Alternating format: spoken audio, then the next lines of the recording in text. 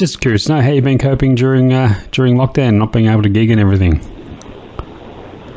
It's pretty weird. I was actually in Melbourne when first wave sort of started to happen, and I had a choice as to whether... Actually, I should also say that I was living in a band, pretty much just touring with my partner, Tracy McNeil, non-stop, earning money that way and living in the vehicle and trying to save some money. And we sort of had a pretty quick decision to make as to whether we were going to stay down in Victoria and weather a fairly cold winter with this virus and hope it just went away, or we'd go up to Queensland, where I'm from, and stay with my family for a while. So we decided to choose the latter, and I'm glad we did. It's been an adjustment, of course, but we've been pretty well looked after up here by my family, and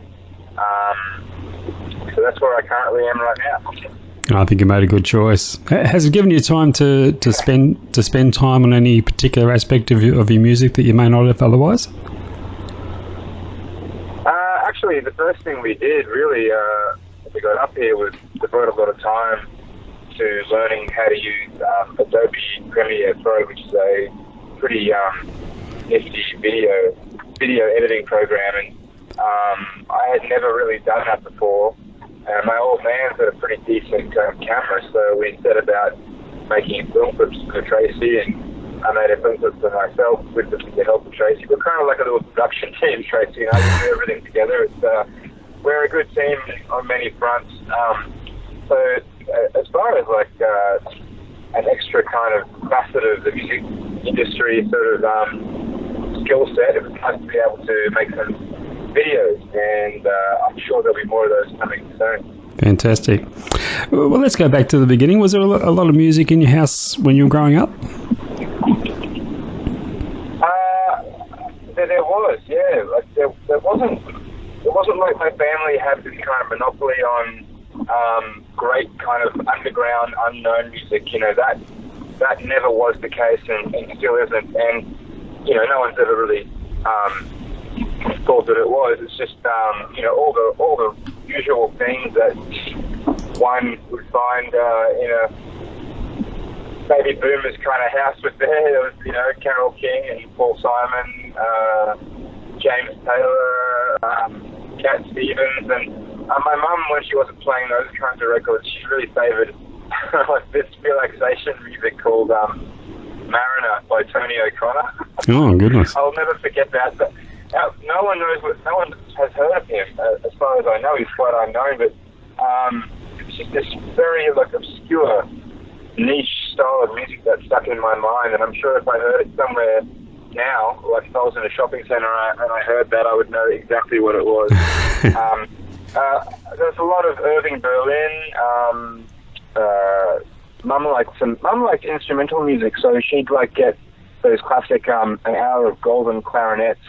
Oh, yeah. They'd be playing like hits from like 1940 through to 1960 and stuff like that. But yeah, but there was always that kind of music playing, and I think I definitely took my cue from those early years and just having that kind of passively sneak into the subconscious. So those singer-songwriter types that you heard in your house when you were growing up, were they the same songwriters that were giving you that initial urge to want to write your own songs?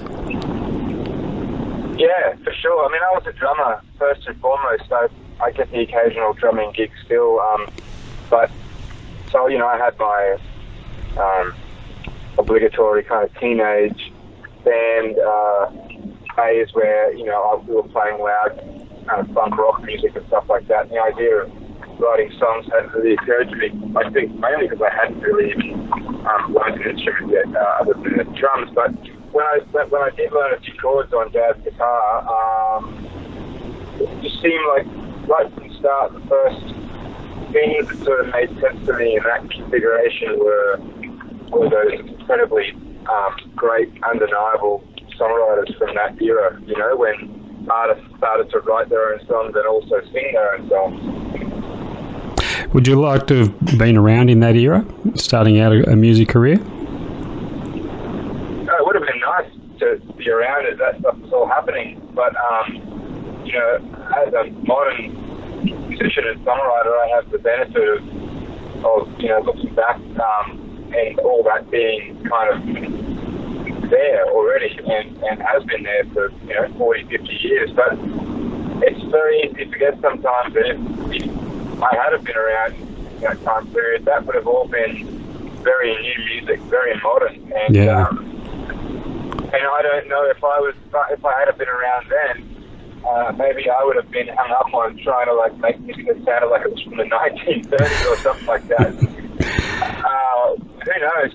I have pondered that for sure. It's a bit of a burden.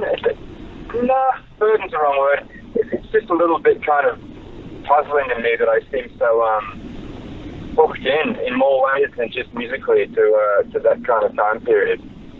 Can you get to a point even when you are finding yourself being compared to that period that you almost find yourself going out of the way to make music that doesn't sound exactly like that era? Yeah, it's a great question, and yes, I definitely have done that. Public Experiment pretty much was my second album where I was just thought there's got to be more to what I can do than just this, and I went ahead and purposefully made an album that didn't sound anything really like what I had been doing. It was still very much, relatively speaking, in the mode of a guitar and a guy singing with some pretty Western instruments behind him. But so it was rock music basically, but it just didn't sound very much like what I'd been doing before. It was refreshing, but it was a holiday really, and I kind of just decided after a while I wanted to come home. So you said you began on drums. How serious did that get? Were you did you have designs to be a rock and roll drummer at one stage? Yeah, absolutely. I was prepared to go all the way with the drums. In fact, I remember when I was about 15, our school had an afternoon, an hour set aside in one of our classes to kind of prepare students for the idea, the notion that there would be something after school, which I think we'd all started to grasp a little bit as students in senior years. And they handed out these sort of, I guess they were called QTAC forms, Queensland Tertiary, whatever, I forget what it stands for, but basically I looked through the book and it just occurred to me that I didn't really want to do anything else but just play music. So I actually made a decision right at that point that I was going to just kind of keep following music, and that decision has kind of, as far as what it means to me at different parts of my life, has taken different forms, but it's always been this driving force that's kept me going to the next destination. And thankfully it's always brought a lot of joy, and it's always brought a lot of good friendships and a lot of good confirmation that it's a decision that I should have then have kind of developed. But it can be frustrating. But anything worth doing takes time, and isn't always going to be perfect 100% of the time. Talk a bit about your songwriting process. Was there a particular moment, a light bulb moment, where it really dawned on you? You started to develop a self-confidence in yourself as a writer? Yeah, it was right from the start. I mean, I can't tell if it's something to be embarrassed about or whether it's just the usual sort of process for anyone involved with art, or whether it be script writing or filmmaking or being an actor or anything where you kind of have to put yourself in a public sort of situation and perform. You tend to sort of think right from the start that the smallest development, the smallest kind of progress that you make, probably to the outside looking in, to somebody else seems like it's negligible, but to you it feels like you've just stepped up 5 rungs on a ladder in one go. So it's that kind of, I guess, it's a delusional sort of thing that kind of keeps you going, and it keeps you excited, and it keeps you really motivated and intrigued in what's happening sort of beneath your fingertips. And so that was a moment that happened very early on. And then also I had a music teacher at school where I went to school in Queensland, and he was supportive of me, and I wrote my first song and really had no idea if it was any good or not, but I knew I liked it, and I played it to him. And at the end of it, he was a strange guy. He was, in the best way, he was like an odd kind of outside the box kind of thinker, and he would often shock you with the things that he would sort of, obviously they were always safe and kind of never, across the line, but they were strange things. So on this particular day, I played this song, and he said, right, well, tomorrow you're going to get up front of the school and play that. And I said, I don't know if I can do that. He said, no, you can. And he called, back then they didn't have any mobile phones, so he picked the phone up off the wall, the intercom, and he called the principal and basically lined it up right in front of me. And a big part of me wanted to do it because I knew what it meant to me, and I knew what kind of triumph, personally it could be if I agreed to do it. But also I was very scared. So, that really, I have to credit him for that being a huge starting point for me, because basically before I had time to overthink it and kind of back out, I just found myself with a guitar on front of my whole school, and people thought it was okay. So yeah, it was a huge vote of confidence really from him and from everyone else. So it kind of kicked me off. Have you pretty much written album to album so far, or have there been songs that have been tucked away because they didn't quite fit with that particular project, but you brought them out later?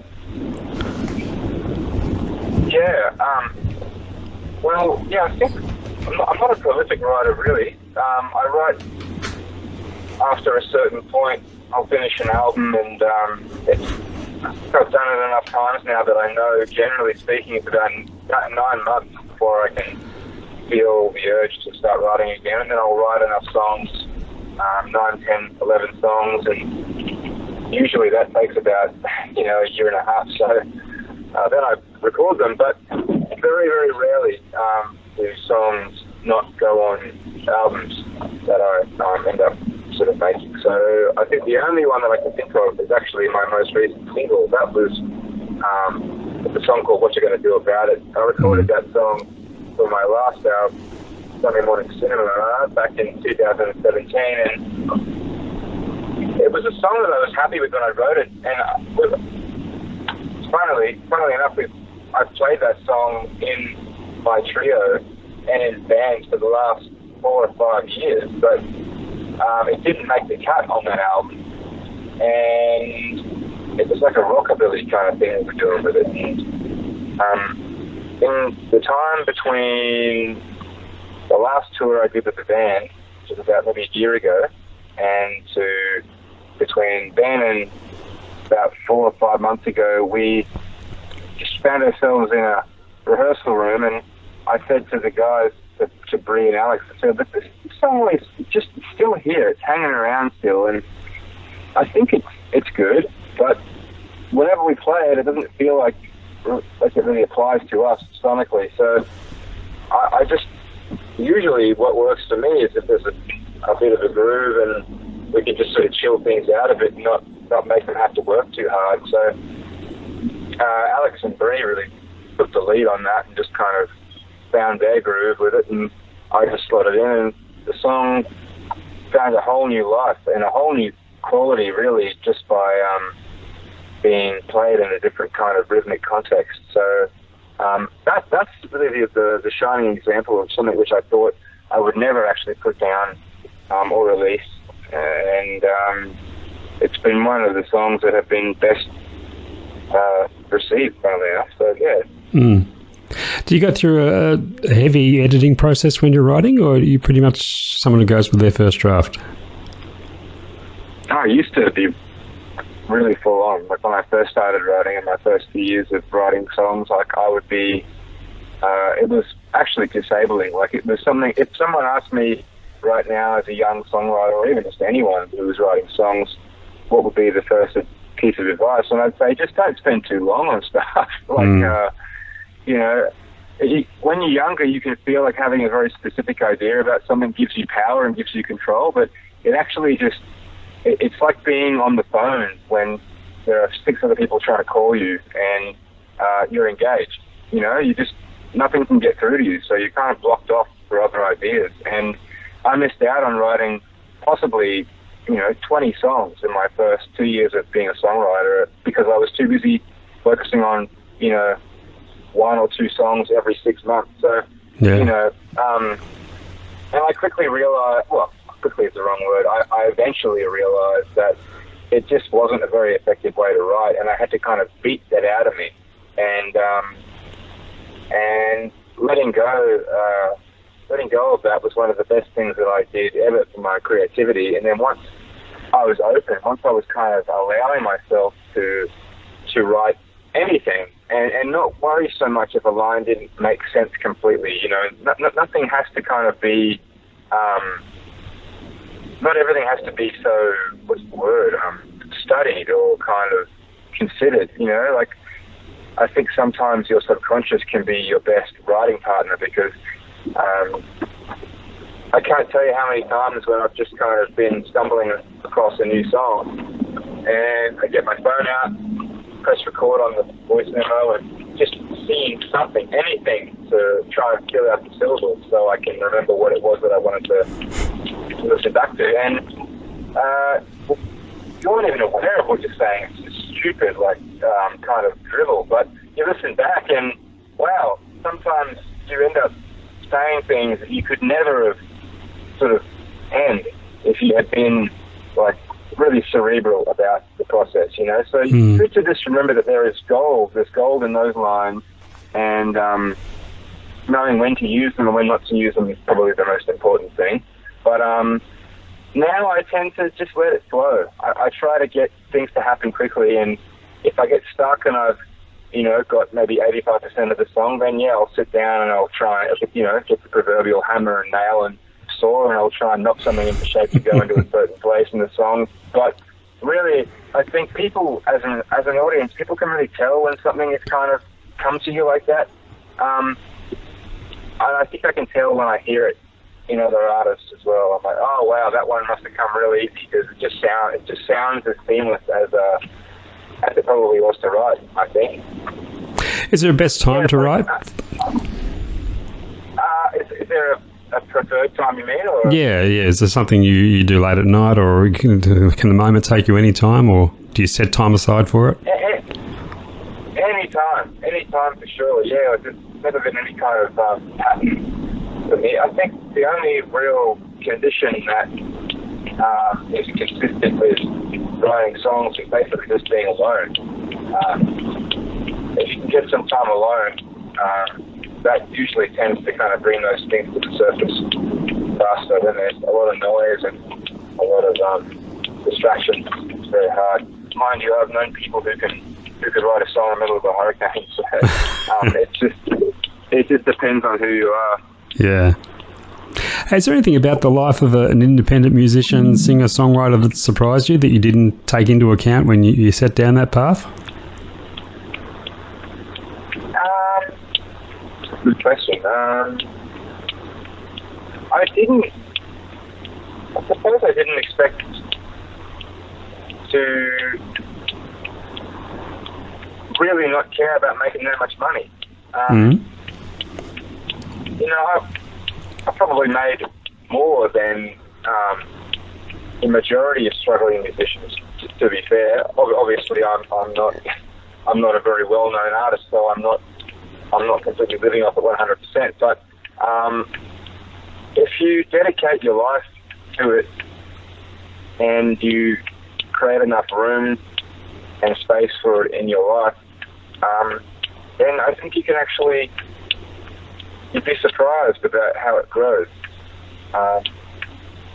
There's so many factors, of course. It depends on how commercially viable you are, and depends on, I think the biggest thing, just to elaborate on my first point, is that you have to kind of give yourself to it. I know there are exceptions to this rule where, somebody forms a duo or a band or decides to be a solo artist, and they, maybe take it seriously for a year and make an album, and it catches on, and they have a career and they have an audience. So, that kind of, my theory goes out the window there. But I think if you're someone who's doing, making art, like for pure expression, if you give yourself over to it and you live by the sword, I think really you can make some money. You can kind of generate something. And of course, the money is really a secondary, secondary kind of triumph compared to how good it makes you feel just to be expressing something. But obviously, it's, you're doing it for a reason. Someone who's just expressing music or writing songs in vain for some sort of shallow cause is not going to be doing it for very long, It's, but if you really do believe what you're doing and you're trying to,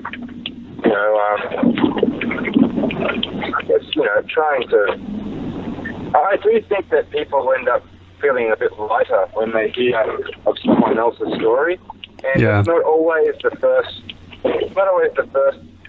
motivation for someone in music or even in literature is to try and help other people. They're trying to help themselves, but it's a really beautiful byproduct that other people actually identify themselves in those stories and songs and sort of snapshots, and it sort of does help people. So it's interesting. It's an interesting kind of thing. What was the question again? Sorry, I've just lost track. Things that have surprised you about the life of an independent musician.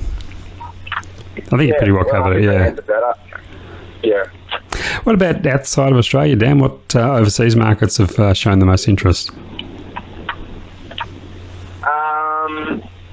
Actually, according to Spotify statistics, which I don't know how accurate they are, New Zealand actually listens to me quite a bit, which is interesting, followed by America. US seems to be somewhere where certainly I've always wanted to go, and if this COVID-19 thing hadn't happened, I reckon I would be taking a move to America quite seriously right about now. But things have changed a lot in the last 6 months. Crazy. So many back and forth between extremes and life decisions and stuff. But America, I'd say, would be a place that's shown a fair bit of interest. And whenever I've gone over there and played my music, which is in the big scheme of things has not been very much, but whenever I have, it's always been like a real feeling of this seems to work. I'd love to see what could happen if I stayed here for a bit longer.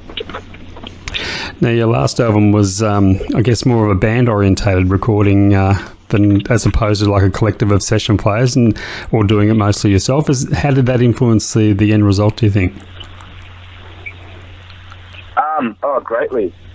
That was the most fun I've ever had making a record before, and it was to do with just that. That was the thing that really made me come alive as a songwriter and as an artist and as a producer. Ultimately, on the liner notes of that record, I put that we produced it, the band and I, and it's true, because in the past I hadn't been a very open-minded person about how I wanted my records to sound. I had such a specific and kind of strangulated view of how I wanted things to sound that it wasn't like people even said, voiced their opinion to me. I think because they knew that I would just never take it on board. So it was just me kind of running the show, and I wanted it that way. And, as per usual, it just took me a long time to realize that I was getting in the way of myself, kind of wanting these results, but not really, doing anything to aid that in the process myself. So just stepping out of the way and letting the players, I think the big thing was I just trust the players, like Bree Hartley and Alex O'Gorman and Robin Waters, Jeremy Marcotte, Ben Franz, Tracy McNeil, plus a bunch of other people, I think, from memory. It's a great album where it's a great example, rather, of where personnel, songwriting, and place in my career, maturity-wise, kind of it all culminated, and I had a great time. I felt like just a member of the band, you know. I felt like, I happened to write the songs and sing them, but this is like so much bigger than just me, and that was a massive lesson to learn, and I'm so happy that I got to learn it, because making music, comparing making music before that album or before these last 2 years pales in comparison to now, you know. And you crowdfunded that record too, which a lot of artists are doing these days. It's become almost commonplace, but you got a fantastic response. That must have given you a great deal of confidence, knowing people are willing to put their money up front for your product. It's amazing. People are incredible. I just can't thank them enough for getting on board with that. It completely took me by surprise. I mean, I knew some people would donate, but I had no idea that it would be like that. So, and that really made that album possible. And yeah, it was such a great vote of confidence. Felt really nice to have people be engaged like that. And just before I let you go, Dan, I know it's hard to sort of make plans in the world that we're in at the moment, but what is on your books? Any plans for recording or anything else post-COVID? I have another single coming out. I'm not too sure when, actually. I've made a video for it, and this new song that I'm going to put out was actually recorded in the same session as What You're Going to Do About It. So it's been around for a while. It's not necessarily an up-tempo kind of number. It's sort of a bit of a mournful song about a friend who passed away, but I think it's a story that needs to be told. He had a lot of friends, so I think a lot of people will commiserate with the sentiment. But and that will probably be coming out, I hope, before the end of the year. But just as far as like another album is concerned, I think the next project that I'll do will be something with Tracy McNeil. We'll probably do a duo record together at some point. Oh, awesome! And yeah, because we've been writing together for a while, and everything we do musically just seems to end up kind of sharing part of it with each other. So I guess it would make sense that we sort of finally, well, not finally, I suppose. I mean, it seems like finally for us, but to everyone else, I've been in Tracy's band, and Tracy's been playing with me occasionally. So, it might not be such an obvious thing from the outside looking in, but yeah, we're looking forward to doing something like that. I think simply because it doesn't actually have to fall under either of our names. It's a different thing and a bit of a different process for us, a different flavor in the music. So I think that'll be happening next. Yeah, I'm not too sure when exactly, but I'd say within the next year and a half. Fantastic.